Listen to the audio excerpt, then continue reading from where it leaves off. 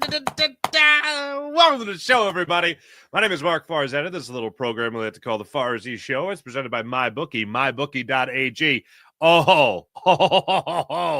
And on this fine Friday morning, it is extra lovely to have you along for the ride. Welcome in once again, presented by the incredible people at the MyBookie, mybookie.ag. Philadelphia Eagles get the victory over the Washington Commanders, and they check every box we wanted them to check. Hey, look, the ultimate check is to win the game. And they went out there, and although it took a little while to feel confident that they were going to win this game, the Eagles went out and put up 20 points in the fourth quarter to beat the Washington Commanders and shrink Jalen Daniels back down to rookie status. They went out there and they beat him 26-18. Garbage touchdown. Zach Ertz had to come up with that nice catch as well. They get the 2-point conversion. Bottom line is this Philadelphia Eagles team in that fourth quarter, when they needed to dominate, they dominated on both sides of the football. But for 4 quarters, with the exception of that final drive, this Philadelphia Eagles defense dominated this entire game. And if you got to go with one reason, a number one reason the Eagles were able to win this game, it's because the defense showed up again. And then Saquon Barkley went off. And when those two things happen at the same time, you're going to win a lot of football games. And that's what happened last night with your Philadelphia Eagles. 26-18. It was 26-10 in the fourth quarter before you had that garbage touchdown, but it was just largely controlled, especially in that second half by the Eagles. And I got 5 big things that we're going to get into in this game. We got some honorable mentions that we'll get into. Please let me know what you loved about this game. But your Philadelphia Eagles are now even more so in first place, a game and a half at 8-2. You talk about the last 6 games, and I can't think of a time where I've seen a defensive turnaround the way the Eagles have turned around defensively. Like, first of all, we got on this in the post-game show a lot on with Seth Joyner and Derek Gunn. We got into this a lot in the post-game as far as like what has changed, what's going on. And the Eagles took the bye week, and 2 huge things happened. Actually 3 huge things happened after the bye week, just talking about the defense. If you remember, Vic Fangio said before the bye week that he gives his players the option. So they go up against Tampa Bay Buccaneers, and he gives them the option of whether or not they want to go up and play press coverage. And even after Baker Mayfield started getting into that rhythm and getting rid of the football so quick, nobody made the adjustment to go up and play at the line of scrimmage. After the game, in his following press conference before taking the bye week, Vic Fangio said, yeah, I give him the option. Since then, it doesn't look like they've had the option. Those guys have been more often than not up on the line of scrimmage, playing more and more press coverage. That was one major change. Another major change is Cooper DeJean has been thrown into the mix as your nickel corner. I've talked about it before, but I can't say it. This guy, Cooper DeJean, is a guy that might as well be like some huge free agent acquisition or some huge trade. If I told you at the trade deadline that the Eagles were going to go out and get a corner and he plays at the caliber of Cooper DeJean, you'd be beside yourself with joy that he's joining the squad. And ever since he's been back, the Eagles just win football games. And this Eagles defense has been incredible. And then the third thing is Jalen Carter taking his game to a whole new level. Jalen Carter playing at the level that we have seen him play at. Really, Saints game was great, a little bit of a lull, and then came right back and established a new norm, really ever since the bye week. And he was so disruptive last night that what he was doing to Jayden Daniels was speeding up the clock in Jayden Daniels' head every single snap. Jalen Carter was either making the play or he was forcing a play to be made. And you saw time and time again on third down in particular. The Washington Commanders coming into this game were one of the best teams in the NFL. We talked about it yesterday. One of the best teams in the NFL on third down.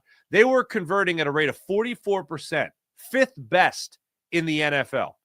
Yesterday, they were embarrassed on third down. Yesterday, they only converted 3 of 12 third downs. They went 1 for 2 on 4th down, and then there was one big stop on 4th down that we'll get to a little bit later. But Jalen Carter was a huge part of that. Zach Bond, Nakobe Dean, Quentin Mitchell, mentioned him again. Although everyone stepped up. Don't get me wrong. Everybody stepped up. But Jalen Carter, I wanted the goal to be set before the game that Jalen Carter would make Jayden Daniels think about where he was. And not just think about where he was, but also where he was going to be. And sooner rather than later, he was going to get into that backfield and he was going to wreak havoc. And constantly, you saw him beating double teams. You saw him getting pressure, and you saw him being huge in both the run and pass game when it came to trying to defend those two aspects of the Washington Commanders game. So really, what we have seen from the last 6 weeks from this defense has been nothing short of amazing. And Jalen Carter, Cooper DeJean, overall skill, philosophy, and Vic Fangio exceeded my wildest expectations when I thought about what he could do against a rookie quarterback. If you remember last week, we talked about going into this game and talking about how Todd Bowles had a lot of success. This was Jaden Daniels' worst game against the defense since the Tampa Bay Buccaneers game, which was, by the way, his first game. The other thing that's interesting about that is that before that final drive, Jaden Daniels was putting up the worst numbers that he had all season. And then they had that nice little garbage time run, but that was that. But absolutely amazed by it. We're going to talk about how you, the fan, helped out down there at Lincoln Financial Field as well, especially on that 4th and 2 that Dan Quinn decided to go for it. How about Nick Sirianni not being the overly aggressive coach? How about that? It wasn't all raises. It wasn't all roses yesterday, unfortunately. We had a scare with Jalen Hurts, a little concussion scare. I don't care if you're the biggest Jalen Hurts hater in the world. I'm going to go ahead and assume you're not the biggest Kenny Pickett fan in the world. All right. I don't think anyone was feeling good when they were reporting right before halftime that Jalen Hurts was going into the medical tent to be examined for a concussion. I know I was ready to throw up. The Eagles are down 7-3. And you're talking about Jalen Hurts being in the medical tent. And then you see him running off the field. And you're like, okay, well, that's got to be a good sign, right? And then, of course, he is fine and he plays the second half. But in the first half, he looked off. I mean, he looked off. Like, Jahan Dotson had a drop. I thought it was on a slant route. I thought it was a little bit behind him, but still a very catchable ball. I put it on him more so than I do Jalen Hurts. Devontae Smith had a drop on the sideline. But Jalen looked off. The timing wasn't right. It looked like he was holding the ball too long. He was hesitant about when he should run, whether or not he's trying to force something, when he should run, if he should eat a sack or whatever, or if he was trying to go into the end zone, you see two guys open and he gets sacked. That's apparently the time where he gets the ball. He gets knocked down. He got rid of the football in time, but two guys are wide open in the end zone. I don't know if the timing, I got to look back at the play again, but I don't know if the timing would have matched up for him to be able to hit two guys that were open in the end zone, but he might have been already flat on his face, literally at that point. But something looked off with Jalen yesterday, especially in that first half, and then things started to work a little bit in the second half for him. But mostly, what you got to credit the offense to is the run game. And the offensive line yesterday, Lane Johnson, Cam Jurgens in particular, oh my goodness gracious. What those guys were able to do. There's one, the Saquon Barkley second touchdown run, 39 yards, I think it was. Cam Jurgens was Jason Kelsey. Cam Jurgens was 15, 20 yards downfield. Just abusing. I couldn't tell who it was, but I think it was a D-back. Abusing his arm. He snaps the ball and he's gone. He is 10 yards upfield. He manhandles one guy, literally with one arm, and then again knocks down the same guy and allows Saquon to beat the last man and gets into the end zone for a second touchdown of the game. Lane Johnson at the line of scrimmage was incredible. And in that second half, they just absolutely on all aspects of the game took over the game.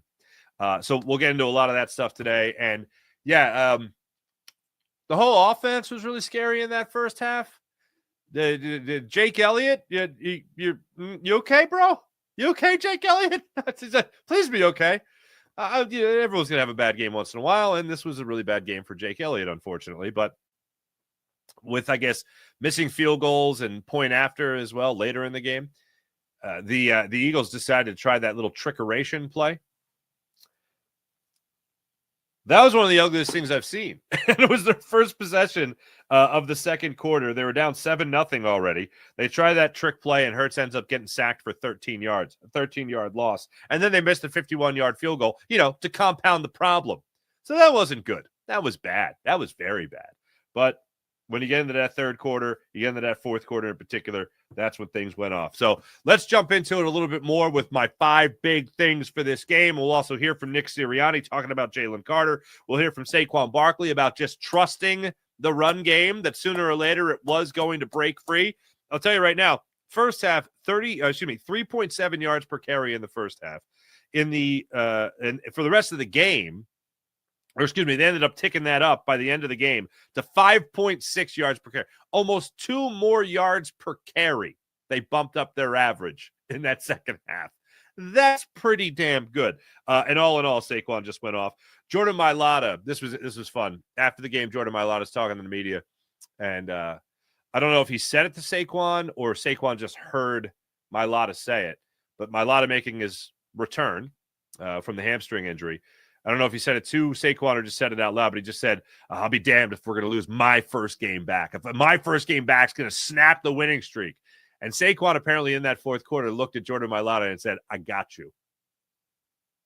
2 touchdowns later, he got him.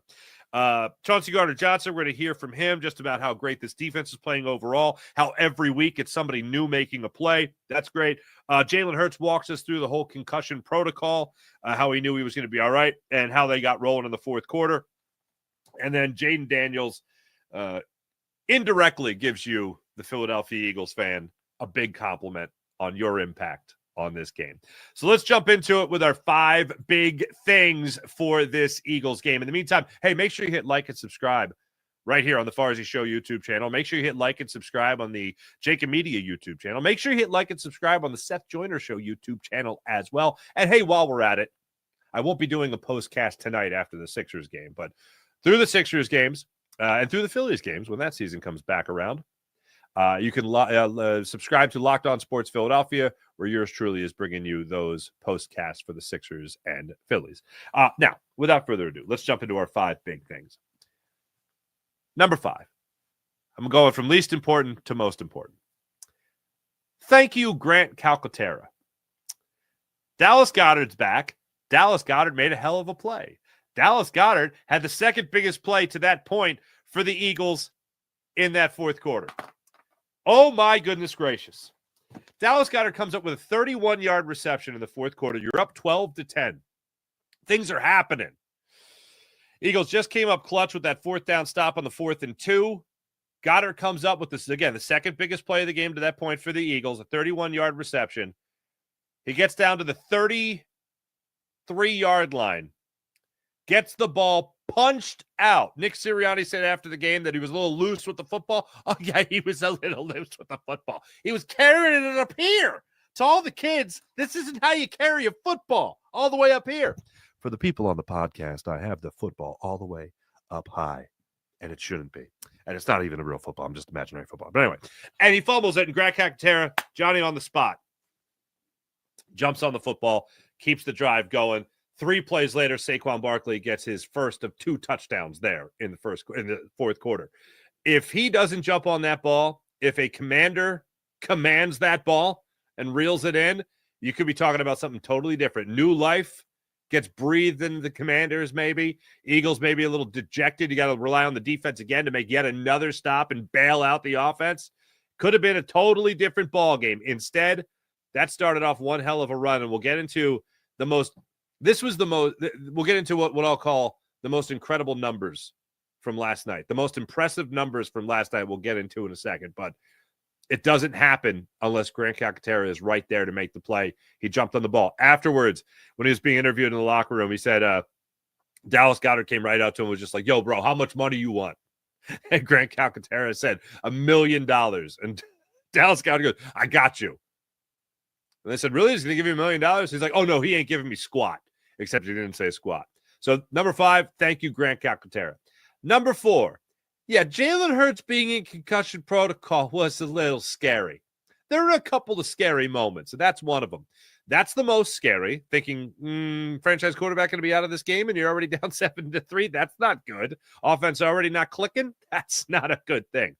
Landon Dickerson leaving the game in the first quarter when he got rolled up on. That was also scary. Milton Williams leaving the game at one point. That was scary. And Devontae Smith, them trying to rip his head off in this game and no penalty was called. They have on the Thursday night game, the Prime video, the Prime thing, they have the referee come in and talk about what's what. And it's a penalty. If it's a penalty, is it not a penalty? Is it a penalty? I don't know. And I'm like, that's not legal. You can't grab a player by his helmet, like under his helmet. That, to me, if it doesn't fall on the same guidelines as a face mask, it should fall under the same guidelines as a horse collar, basically how you're trying to bring him down. And they tried to rip the head off of Devontae Smith. That's the only logical way I could attempt to describe it. And nothing. No call. That's horrendous. That's horrendous. But the Eagles were able to survive all these injuries and scares to keep on fighting on. Again, if you're even the biggest Jalen Hurts hater, you're watching him go out, you mean to tell me you're like, oh, good, it's Kenny Pickett time. Now here comes a real offense. I don't know anybody that was thinking that. Number 3. The fact that this is third on my list makes you realize just how good 2 and 1 have to be.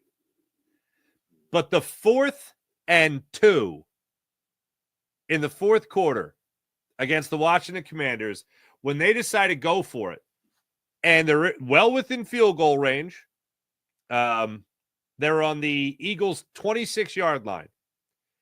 And instead of kicking a field goal to go up 13-12 on the road, where most people would take the points, Dan Quinn says, we're going for it.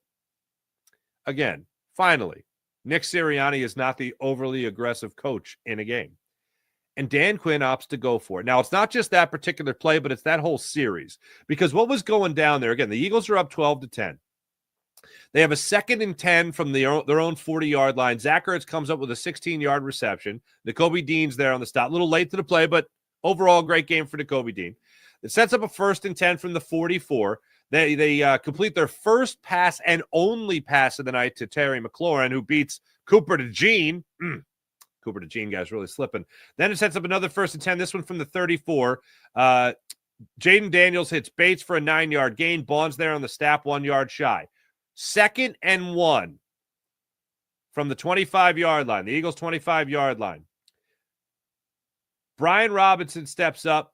Jalen Carter, N'Kobe Dean stuff the run. No gain. Now it's 3rd and 1 from the 25. Robinson tries to go up the middle again. Zach Bond and Brandon Graham are there to make the stop. They take him back for a loss of 1. So already you have two stuffed runs up the middle by Robinson. So they're going to do something different here. It's 4th and 2 from the Eagles' 26-yard line. 8:01 remaining in the fourth quarter. The Eagles are only up 2 points. If you kick the field goal, you take the lead. Dan Quinn says we're going for it. Lincoln Financial Field, as one would expect, got rather loud. Before I go any further, I'll let you hear Jaden Daniels talk about what happened on this play. Sometimes football.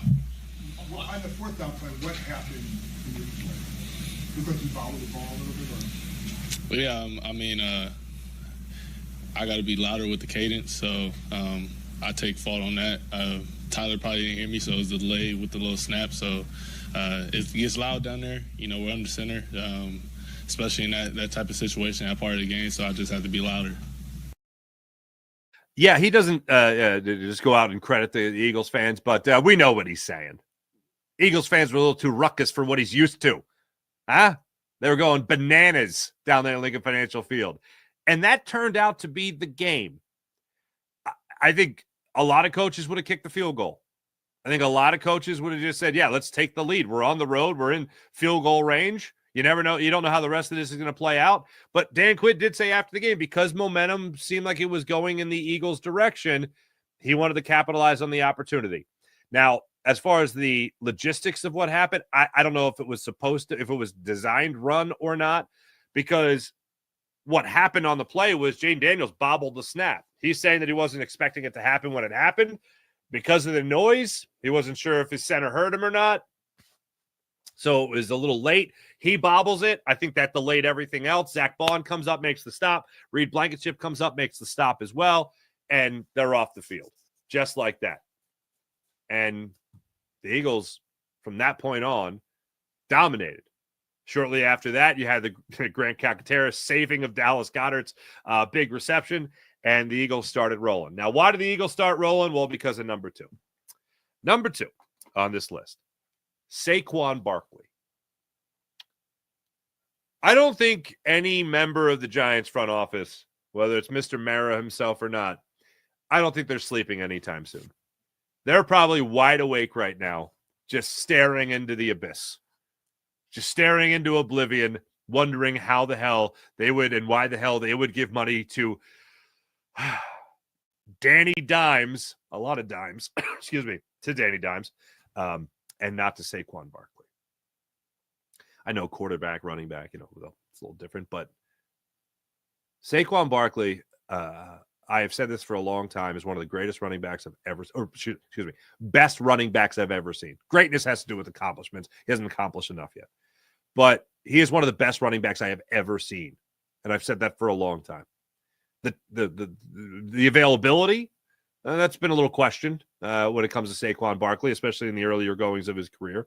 But he is proving just how damn good he is when he gets an amazing offensive line and an offense that has weapons all over the place with A.J. Brown and Devontae Smith and Dallas Goedert and a savior in Grant Calcaterra. I mean, it is just an embarrassment of riches in this Eagles offense, and he gets to be the star of the show. Absolutely unbelievable performance from him tonight. You get that stop on 4th and 2. You get down into the red zone. Saquon Barkley, again, early goings of the game, first half, 3.7 yards per carry, ended up with 5.6 yards per carry. How about this? 76 yards from scrimmage in the fourth quarter and 2 touchdowns. And that's not the most impressive thing. The most impressive numbers to me in this game revolve around Saquon Barkley. It really, you could look at what he did overall in this game. And yeah, you look at 146 yards he had. You look at the touchdowns, 146 yards, 2 touchdowns, 26 carries. That's pretty special. But how about this? 76 yards from scrimmage in the fourth quarter. How about 62 yards and 2 touchdowns in 20 seconds?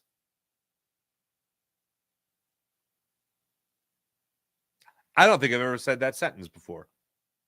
62 yards, 2 touchdowns in 20 seconds of game time. So he gets the first big run for the Eagles in this one. That was the 23-yard touchdown run with 4:58 remaining in the fourth quarter. That ended up making it, after the made extra point, 19-10.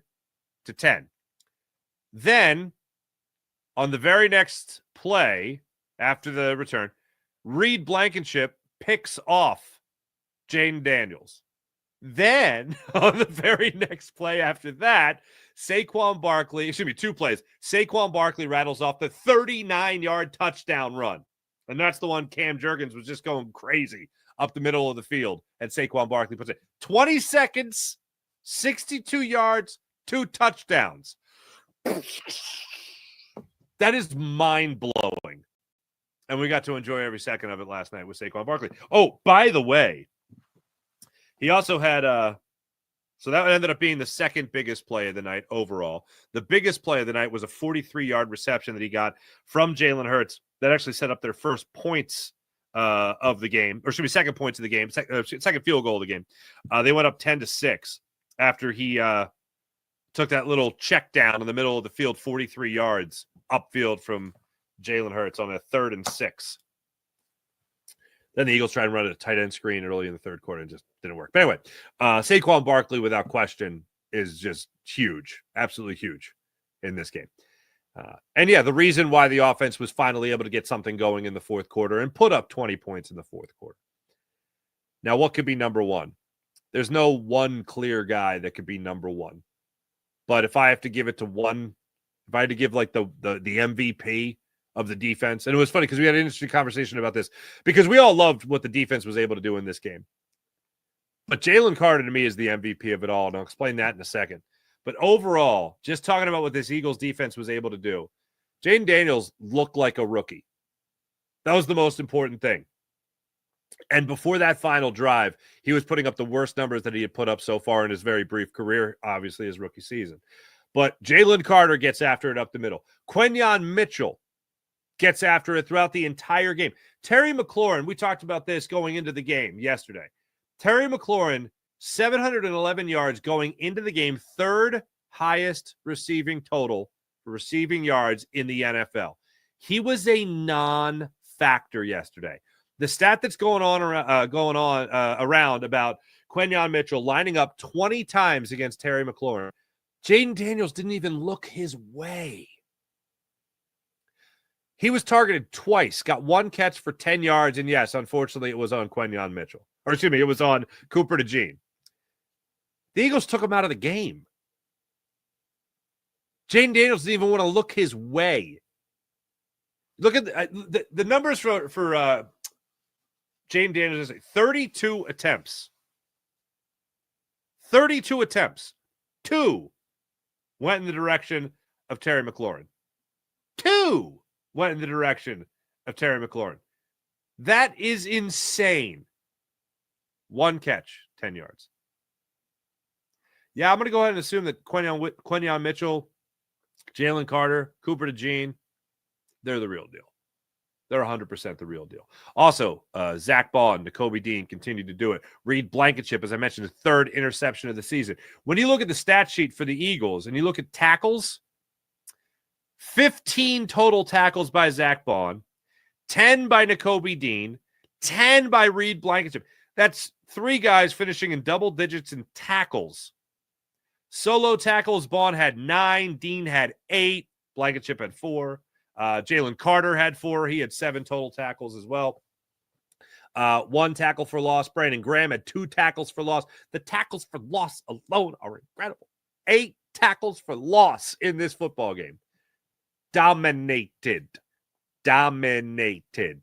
by this Eagles defense, led by all the names I just mentioned.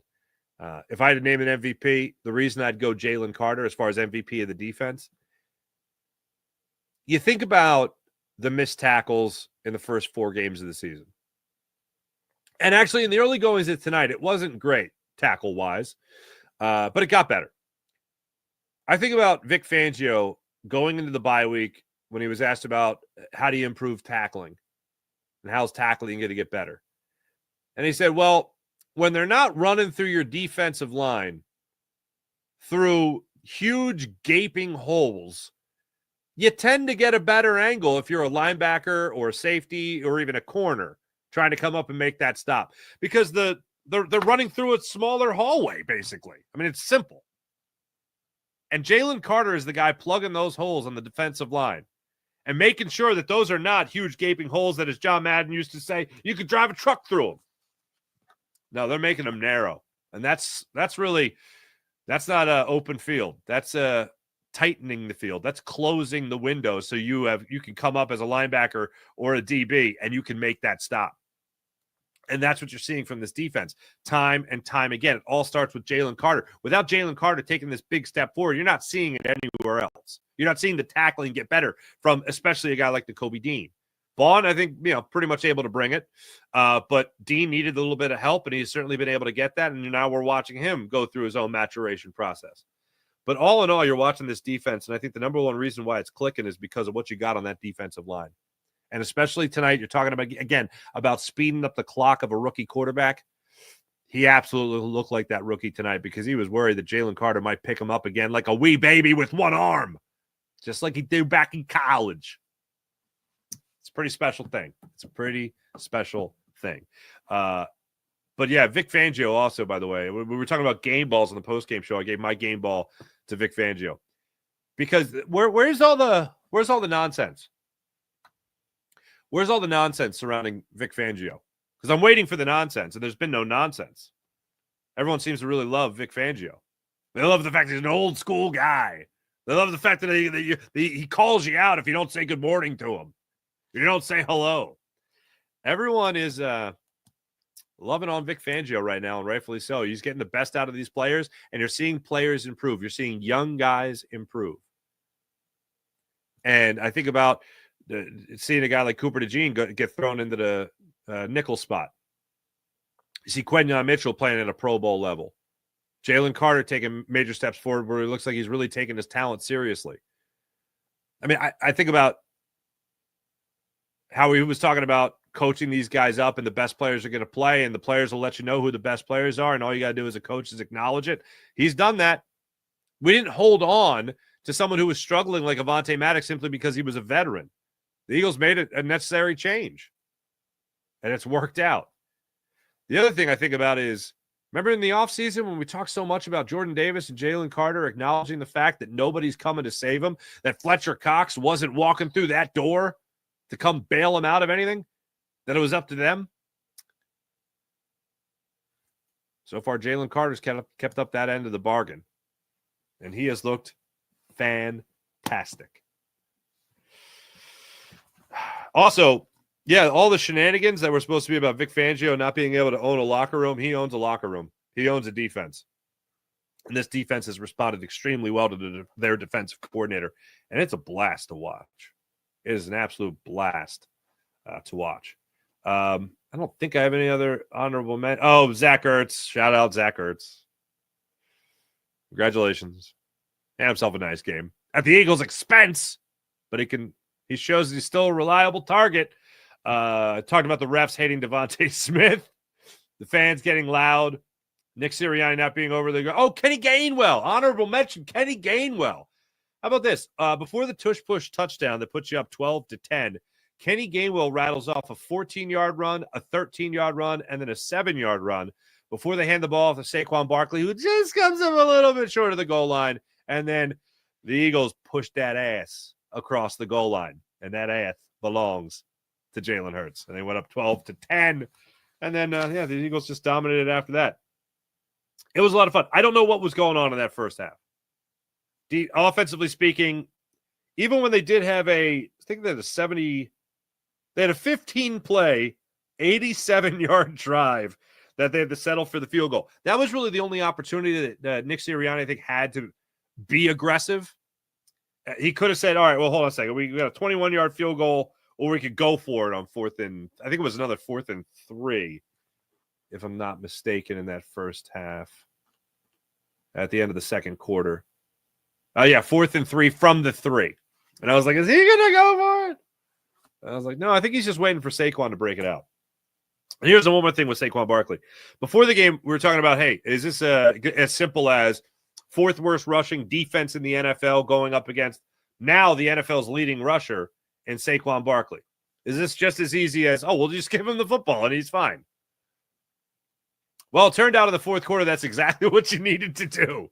I can't get over it. 72 yards from scrimmage in that fourth quarter, or 76 yards from scrimmage in that fourth quarter, and then 62 yards, 2 touchdowns in 20 seconds.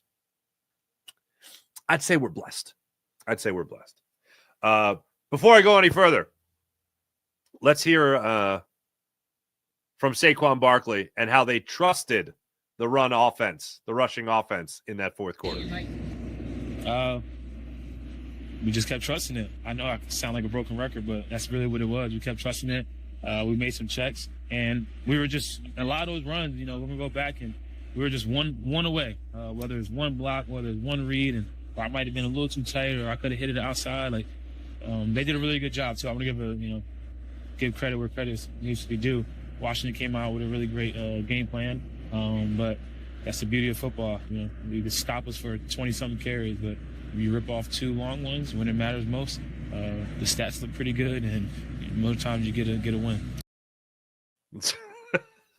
It's got to be an extremely frustrating thing when you're able to, you see daylight, and then one guy trips you up, or one guy doesn't make his block, or maybe your footing wasn't right on one particular play, and you can't get the cut that you wanted. And then finally you see daylight. And that's exactly what he was able to get going for himself in that fourth quarter. And here's the other thing. How many times have we watched Eagles games over the years where the run game didn't look like it was working? I mean, in fairness, nothing looked like it was working. Like, I think, look, they had a nice couple of drives there in the first half. They had the 87-yard drive that I just highlighted. They had another, I think, 74-yard drive that ended in the missed field goal, one of the missed field goals. Their first possession of the game went 11 plays, 44 yards, 5:05, and it ended with a 44-yard missed field goal. So they were able to get some things going. They just couldn't get any points on the board to show for it, unfortunately. But how many times have we watched the Eagles games and said, oh, wow, they're giving up on the run. They're giving up on the run. The run's not working, so they're going to give up on it. Fourth quarter, I don't know who was in whose ear, but I would imagine it was Lane Johnson, Nick Sirianni, and Kellen Moore's ears saying, yeah, we're still going to run that football, right? Because it's coming. It's coming.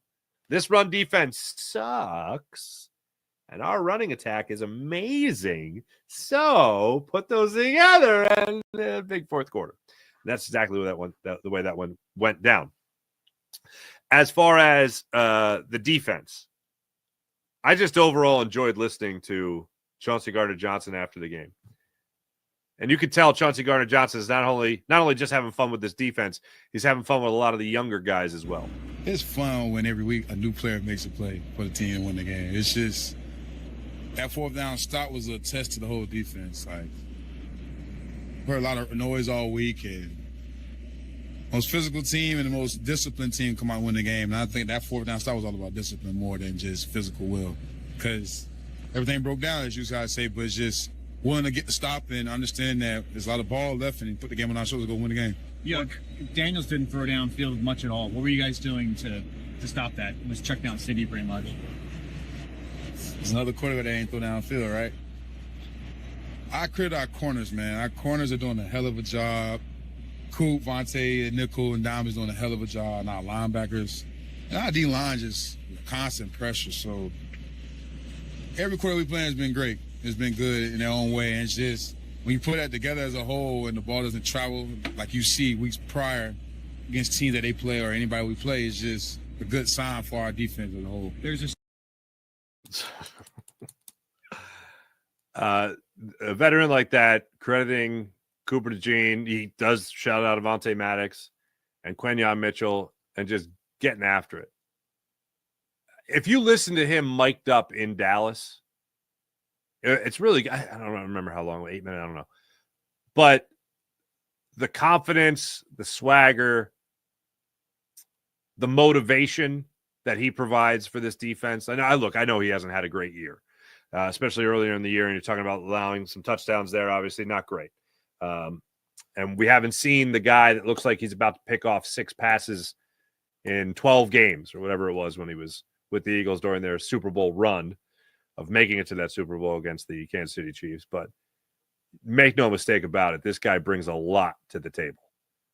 And hearing him coach up young players, hearing him go over to Cooper DeJean and try to sing him a song about how good Cooper DeJean is, like that, just stuff like that keeps the juices going, keeps the good mojo going, and keeps guys' confidence high, that has a huge impact. And you can see him reveling in all of this, which is, it's fun because it's contagious. Not just with him, not just with fans, but just the guys in the locker room I'm talking about.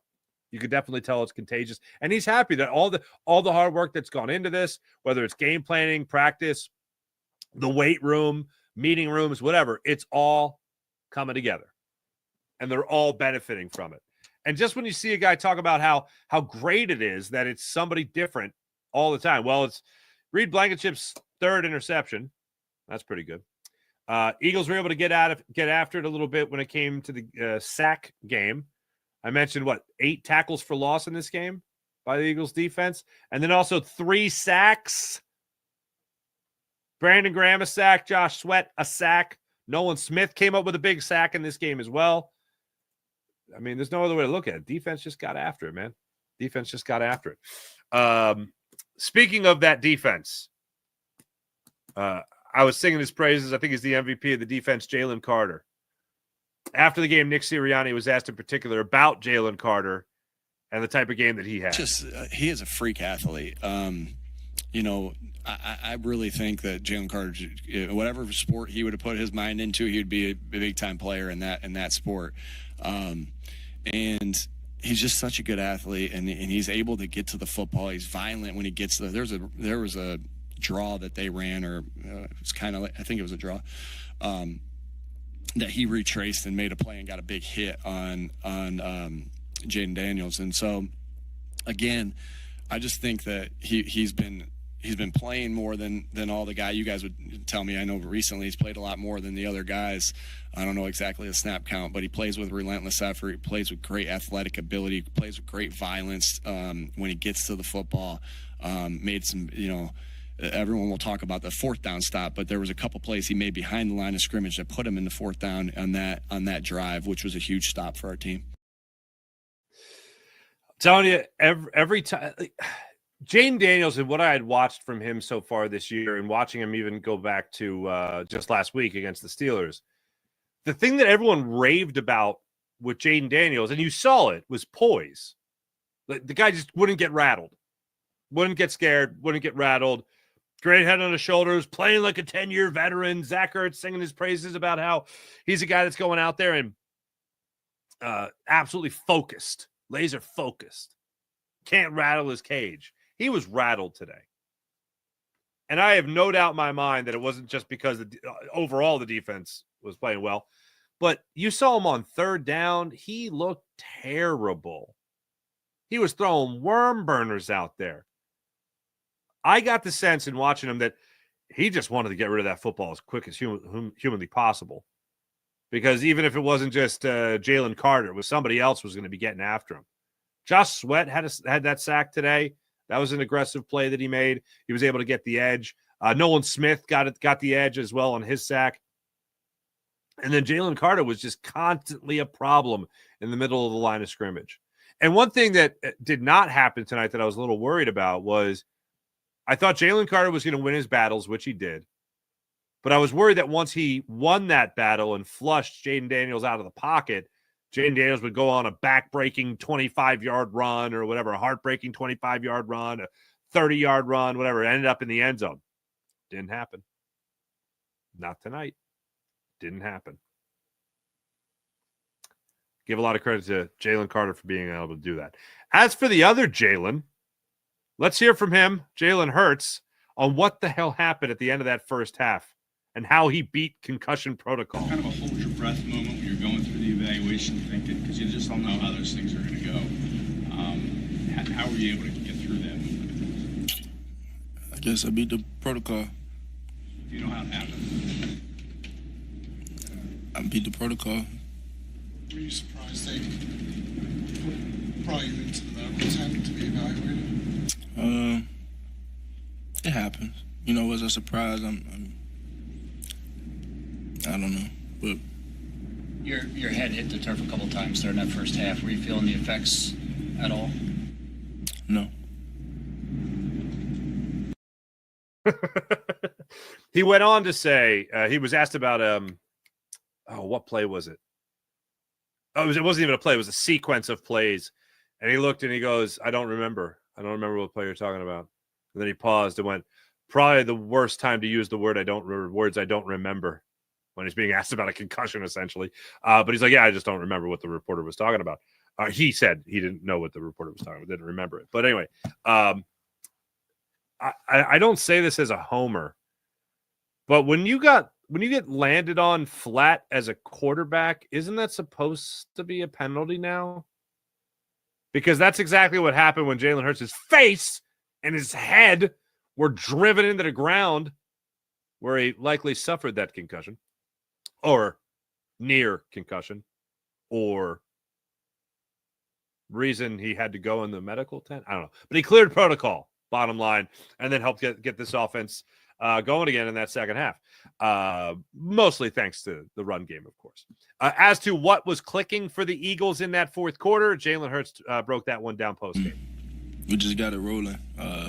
We're able to get some positive plays. And so when you're able to get completions, keep the sticks moving, keep progressing, and then impose your physicality in the end of it.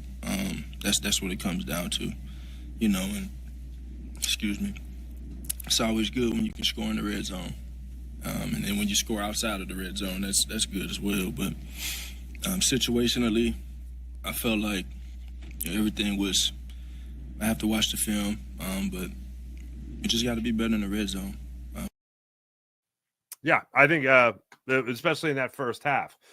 There was one play that really sticks out to me with Jalen, that the play that he got driven into the ground. I don't know how it matches up as far as the Eagles tried to run that mesh concept again and kind of get another rub route going. And it looked like Devontae Smith was eventually open in the far side of the end zone, and maybe Dallas Goedert as well.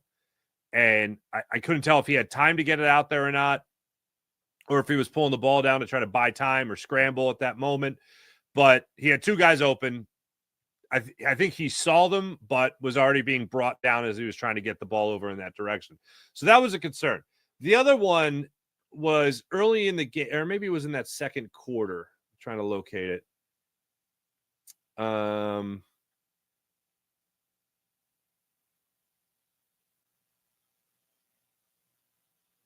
Maybe it was that 3rd and 3. I think that's the one where he sailed it.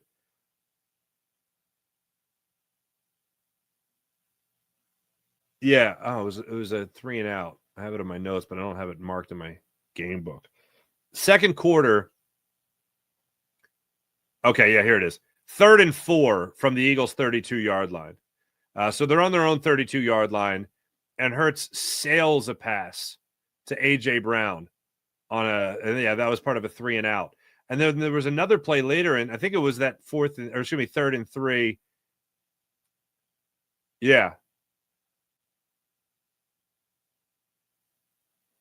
Where he sailed it over A.J. Brown in the end zone.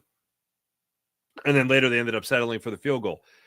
He had two things. One, he sailed it, so it was a bad throw. So bad, in fact, that A.J. Brown didn't even for him, that's a 50-50 ball that he just wants to go up and get. Didn't feel like it was even a thing that he had a shot at. And then what made it even worse was Dallas Goedert was open right underneath it. So it was another opportunity where you see points being left on the field. And he doesn't see Dallas Goedert. And what it reminded me of, not that there was a play up the middle to Goddard that was picked off by Trayvon Diggs last week, but it was the play it was the same play where he had Grant Calcaterra leaking out just above the flat. And he had Dallas Goedert in the same spot, in the same direction, and missed him. So that was frustrating. There was early goings in this game, there were a lot of frustrating moments with Jalen Hurts still at 100 yards in the first half, finished with 224, I think it was. 8 of 28 for 221 yards, just under 8 yards per carry, sacked twice, QBR of 44, gross, and a passer rating of 88.5. Not ideal. But that's how it shook out yesterday for your Philadelphia Eagles. Bottom line is, the only thing that matters is your Philadelphia Eagles improved to 8-2 on the season. They're 4-1 at Lincoln Financial Field. They're a Saquon Barkley drop away from 9-1. What? It's bonkers. It's absolutely bonkers. But yet that's where we are. I'm going to miss the Eagles for 10 games. I'm going to tell you that much. But they're going to come back, and they got two good wide receivers at this cornerback core. This defense is going to try to contain again. They got Puka Nacua. They got Cooper Kupp. They got one hell of a veteran quarterback, obviously, in Matthew Stafford. They got the Rams coming up, another primetime game, so another up late night for all of us. That's going to be in Los Angeles on Sunday Night Football. In the meantime, the Rams are going to go face the New England Patriots in New England. New England is 3-7 on the season. It's a 1 o'clock kickoff on Sunday. Right now, the Rams are 4.5-point road favorites in that one. And then they come back and they face the Eagles. All in all, the vibe I got for this team is nothing but positive stuff.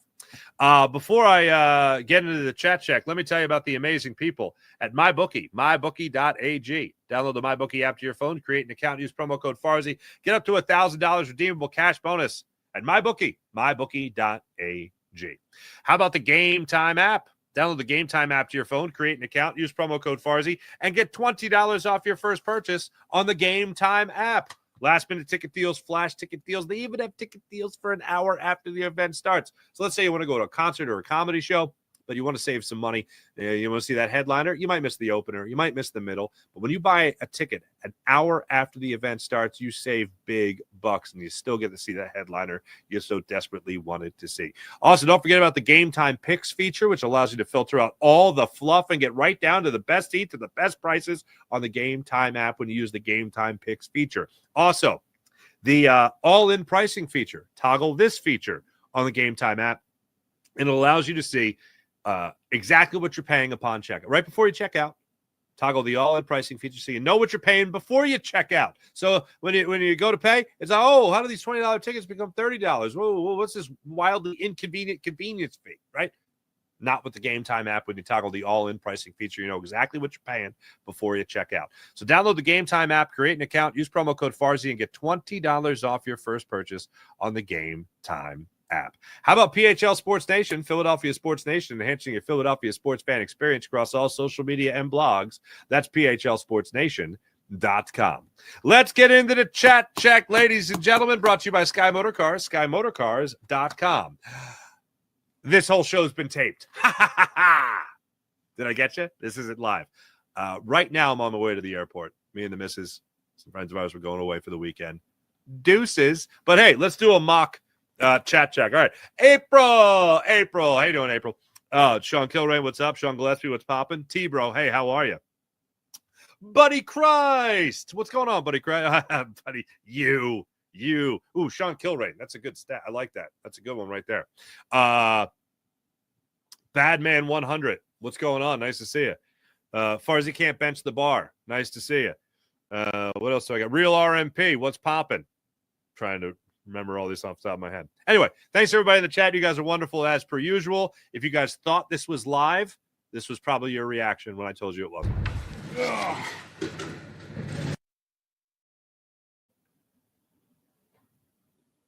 Yeah, that's right. Let's get to the morning rush, brought to you by Sky Motor Cars, SkyMotorCars.com. Your Philadelphia Flyers win in overtime. How about that? What are the Flyers now? 7-8-2? Some John like that? No. Matvei Mishkov with the game winner in overtime from the impossible angle. Love to see it. 5-4, the final, I believe. That's what it was for your Philadelphia Flyers. 7-8-2. I was right. Yeah, 5-4. In OT, Matvei Mishkov making things happen. Sixers start a 3-game road trip tonight in Orlando. I assume Joel Embiid will play in that game, and Paul George will play in that game, and Tyrese Maxey, cross my fingers. If not, hey, you got the McCain kid. Yeah, you're fine. Jared McCain. Nail it. Thanks for watching. Thanks for listening. You guys are great as per usual. Make sure you hit like and subscribe on the Farzy Show YouTube channel. Make sure you hit like and subscribe on Jacob Media. Make sure you hit like and subscribe on the Locked On Sports Philadelphia YouTube channel. And make sure you hit like and subscribe on the Seth Joyner Show YouTube channel as well. Have a wonderful rest of your weekend. Let's go 10-9-8 76ers. Let's go Flyers. Sixers. And then, the Eagles are off for like 10 days. So that's cool. Have a wonderful rest of your weekend, everybody. My name is Mark Farzetta. Catch you guys on Monday. Bye. Oh, no show Monday morning. Sorry. No show Monday morning. I won't be back yet. But I will be doing the Sixers postcast that night against the Heat. And then Tuesday morning, Farzy Show resumes. Have a great rest of your weekend. See you guys Tuesday. Bye. Ugh. Get you again? No? Okay, seriously. Bye.